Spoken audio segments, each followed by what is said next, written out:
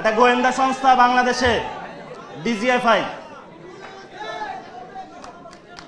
আপনার আমার পকেটের টাকায় চলাফেরা করে। তারা কত টাকা খরচ করে কিন্তু বাংলাদেশের মানুষ জানতে পারবে না। তাদের কোনো কোথাও দায়িত্ববোধ নাই, অ্যাকাউন্টেবিলিটি নাই, ট্রান্সপারেন্সি নাই। তাদের একটাই কাজ, মানুষকে ভীতি প্রদর্শন করে যে কিছু বলবি আয়নাগরে নিয়ে আসব। আর আপনার আয়নাগর তো আমরা ভেঙে দিয়েছি। সামনে যদি আয়নাগর প্রচেষ্টা করা হয়, আমরা সে আয়নাগর কেন ডিজিএফআই এর হেডকোয়ার্টার ভেঙে দিব। যথেষ্ট সহ্য করেছি, যথেষ্ট সহ্য করেছি। বাংলাদেশে যদি ডিজিএফআই থাকতে হয় অবশ্যই এটা সংস্কার করতে হবে।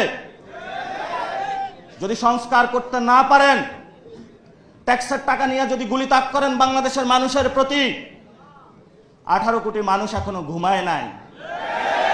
কয়টা অস্ত্র ত্যাগ করবেন? কয়জনকে মারবেন? মৃত্যু মেনে নিয়েছি, মৃত্যু হয়ে গিয়েছে।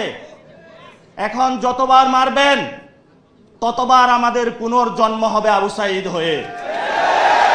আসুন মারুন।